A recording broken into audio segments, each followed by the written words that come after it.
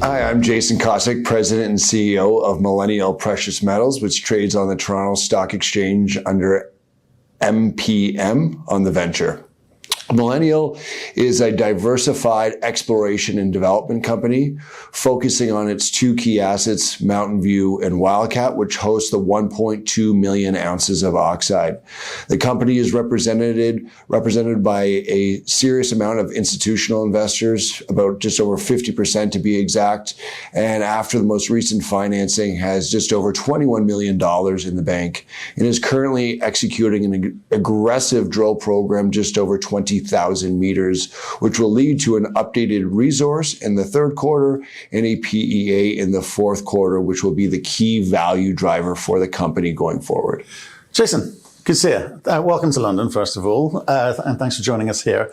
You're over at the One-to-One conference? Correct. Thank you very much for having me. Yeah. What are you trying to get out of the conference? I think we're a brand new story. We started trading, our 1 year anniversary was literally 2 weeks ago. So really kind of getting the name out there with kind of private investors, high net worth guys, and really seeing the institutions that I used to see with our previous companies. Well, let's talk about that. Okay, because you referenced it earlier. Looking at the share register, huge amount of institutional investors in there. For a small company, that's pretty impressive. I want to understand why. What's your background? So I'm a structural geologist by trade, okay. And I come from the Talisker Group. So we actually did all the technical due diligence for all those Cisco-related companies. So put the model together at Windfall, at Barkerville, worked with OGR, Mineralamos. Right. So we're technical people. I was lucky enough to get dragged around the world with Sean Ruzin, one of my mentors, paid for my MSc MBA. But between myself, Terry, and Ruben, we've done this 7 times, put up over 60 million ounces of discovery. I think one of the key things to those ounces is that of the 7 projects, 5 of those projects are in construction or in production today. Right. So the institutions trust us because we've done it a bunch of times. You get to the point where there's some production happening that's kind of rare. People don't realize that. Not many do, right? So tell me about the rest of the team.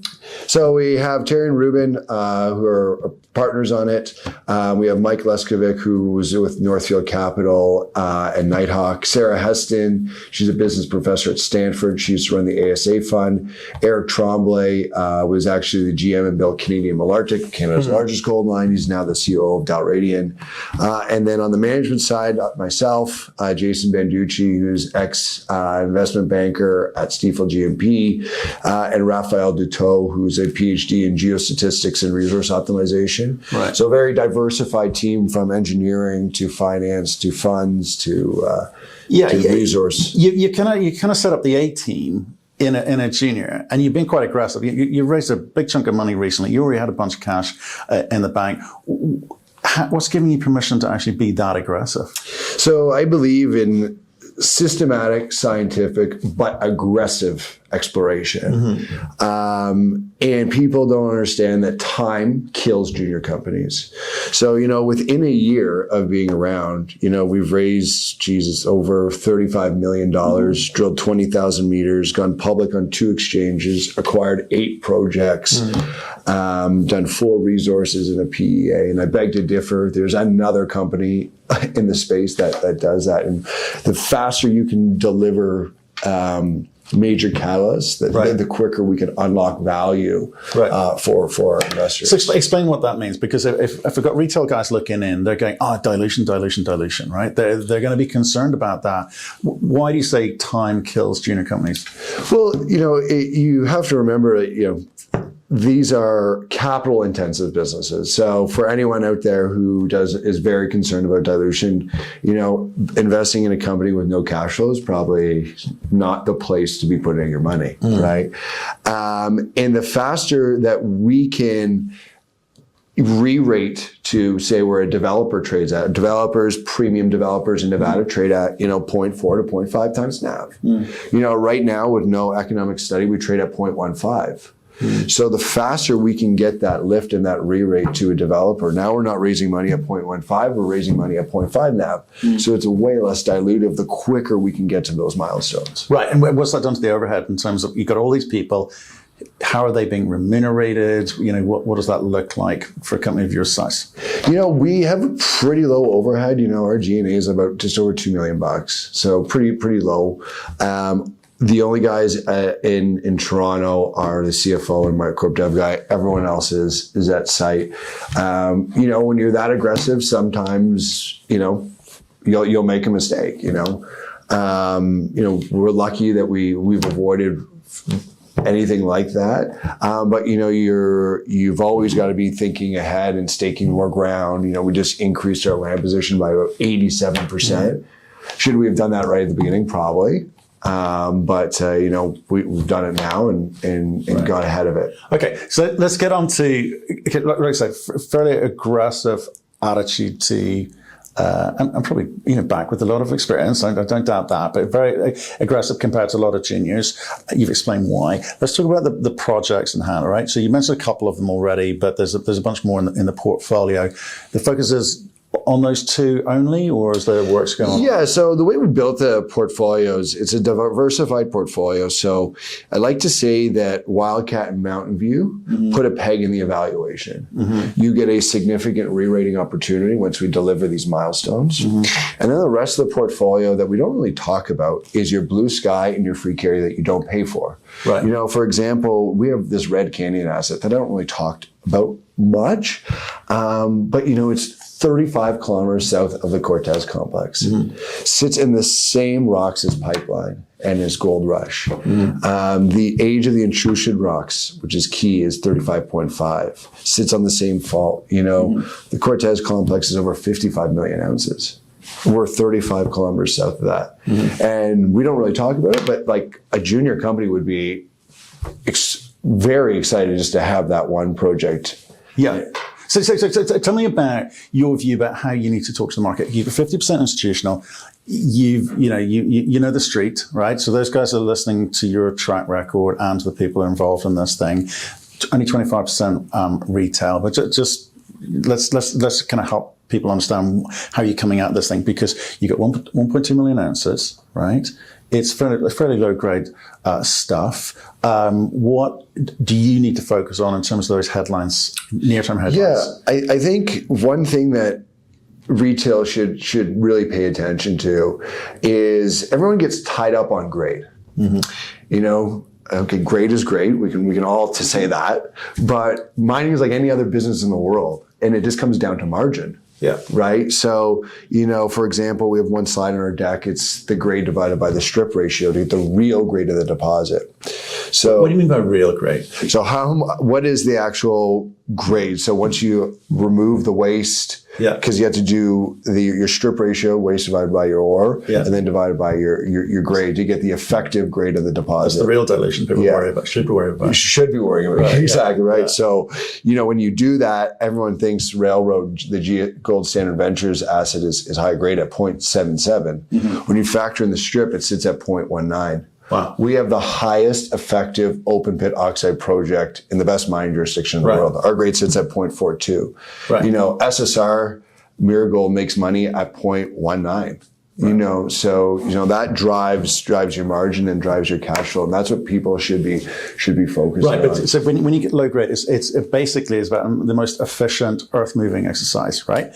So 1.2 now, you've got a stack of money. So what are you going to be doing with this cash to scale this thing up? Yeah, so obviously execute the drill program, do the resource, and deliver the PE in the fourth quarter.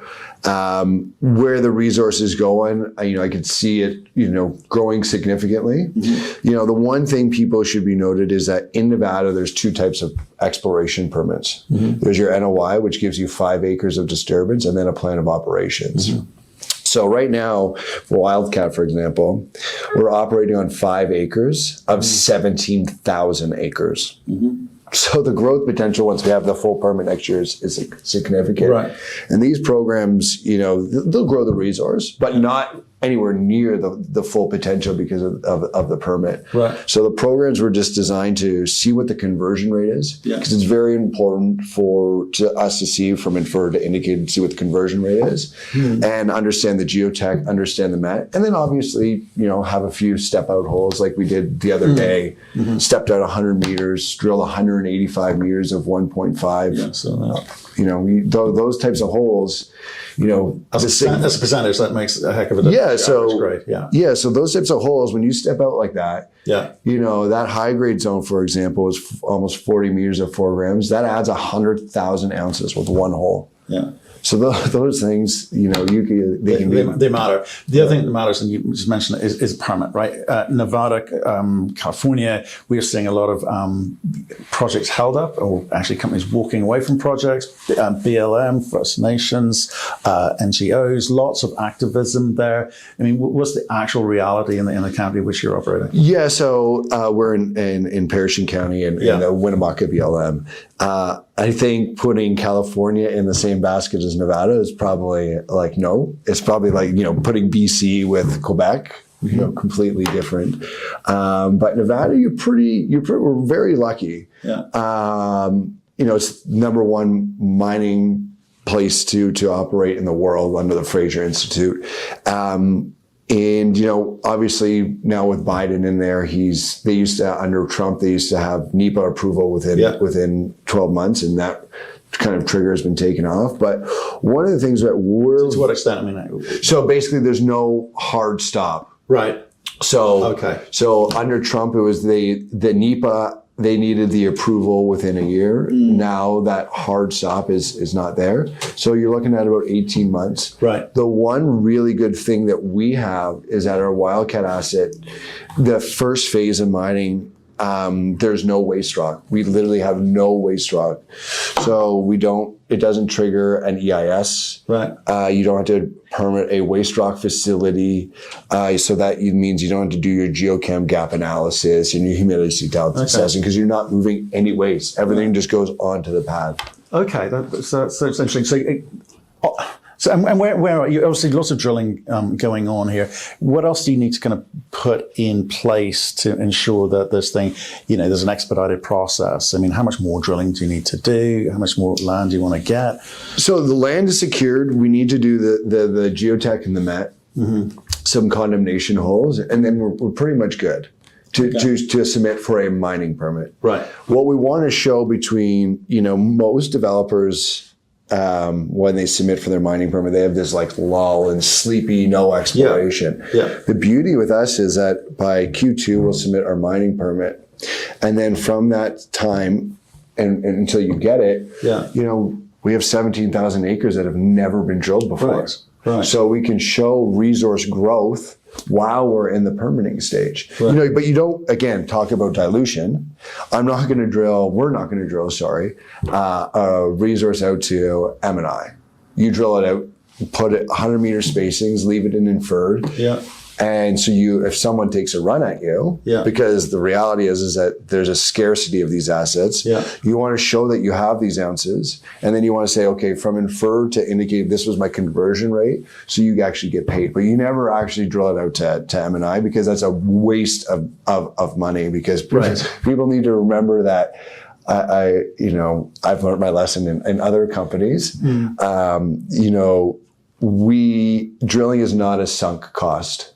Shareholders need that money back. Yeah. So drilling something out to M&I and drilling year 20 of a mine life is probably not a good use of That's interesting. So many companies come on and talk about that we're trying to bring as much inferred into M&I as possible because, well, it looks better, right? Oh, we're an easy takeout target there. Do you know what I mean? There's that sort of narrative going on and that sort of business model going on. You're saying actually, and I've seen a handful in the last 12 months following a similar pattern. Do you think that's definitely the most accretive value that you can possibly engineer by doing it that way? I mean, what else did you look at? I mean, why have you picked that, I guess? Well, it's simple. It's because that money can be used to put a mine into production that it really drives value. Right, but that says, right, we are determined to get this thing into production, right? We're sure, we're not saying it. We want to do it. And that's what we're doing. And Right. it's in our technical and financial capacity to do that. Right. You know, building a business saying, oh, we're going to drill these holes, we're going to do a PEA, and someone's going to buy us. Yeah.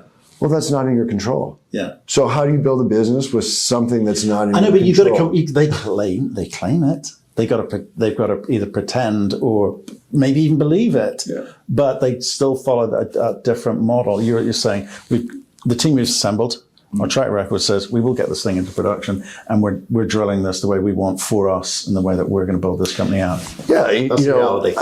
As you know, the third largest shareholder, you know, I put a lot of my own cash into this company. Second largest individual shareholder other than Eric. You know, I don't want to get diluted to oblivion. Mm. So if I can just drill in that, you know, the surrounding area to inferred. Mm. And then I'm not drilling everything and diluting more and more and more. And I show 10 years of mining here. Mm. And then over here, this is the conversion rate to get it to there. Yeah. That's all you need to do. Right. Because you're still going to get paid on those ounces. Right. So, but today, because you've raised so much money, maybe it's a little bit of a difficult market for the last 2 months or so. You know, there's this sort of divergence between metal prices and equities, right? You haven't seen the kind of gains that perhaps you thought you might. I mean, again, small market cap at the moment, right? Yeah, you know, punished? Yeah, no, I think everyone in the micro cap space has been punished. Yeah. And you've seen a complete decoupling from the metal price to, say, the JDXJ. Yeah. But in every bull market, you see, major crashes, and then it's led by a commodity bull market. Mm. And you've seen tech companies pop. Next would be banks to pop. And then you're going to see that money shift. You see Bitcoin pop. You're going to see that money pile into commodities. And gold is always the leader. Like we were talking about before, Newmont and has started to move, Barrick's starting to move, and I think you're producers are starting to move because they're throwing off a lot of cash, right? Correct. But sometimes that filters down to developers, right? Yeah, sometimes it does, sometimes it doesn't, and the reality is that you're never going to raise. Ideally, we were to raise money. The last raise we did is at 50 when we went public. Yeah. Ideally, you'd raise at $1, but. You can't.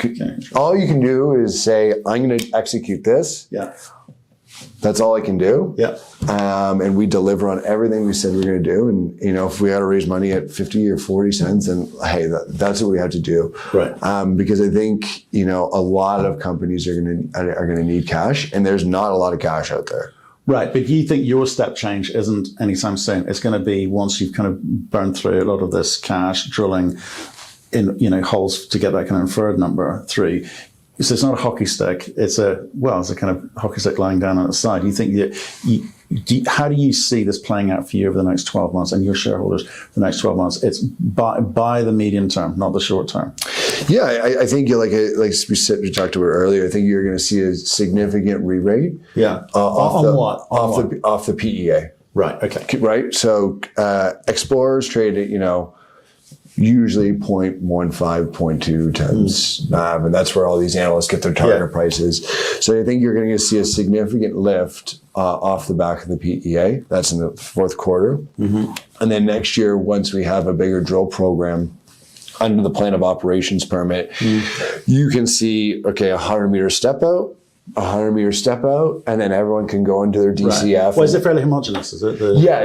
These things are very continuous in the top part of these. It's all shallow. They're all right at surface. So these are all Wildcat and Mountain View are all low sulfidation epithermals. They're rift related, 14, 16 million years. We can go into the details on another conversation. But we can. They're very, very continuous once you're in the upper blanket. Yeah. And then once you go into these vents, they can get very, very high grade. A very good analogy to Mountain View is Sleeper, which is 6 million ounces. Right. Very, very similar type of a system when you're in there. And then once you get into the vein, it's not going to be as easy, but you're drilling off ounce per ton material instead of 0.6 material. Okay. So that's the game plan. Okay, well, I guess, Jason, thanks for letting us Thank you very hear much, the story. I really appreciate Pleasure. that. We will keep an eye on you, because I'm kind of really impressed by the team you put together and the ease at which you've been able to go and get the capital. Because a lot of companies, again, have operating down here with the sort of profile, the technical profile that you guys have got, it's hard. They come cash constrained. You're not suffering from that. And it's you can't in exploration you can't do much with $5 million. No, No, I don't agree with that. You need to do, you got to have enough cash to do things properly. Yeah. And systematic, scientific, and aggressive work requires a lot of capital. There's no way around it. I wish there was an easier way around it, but there's really not.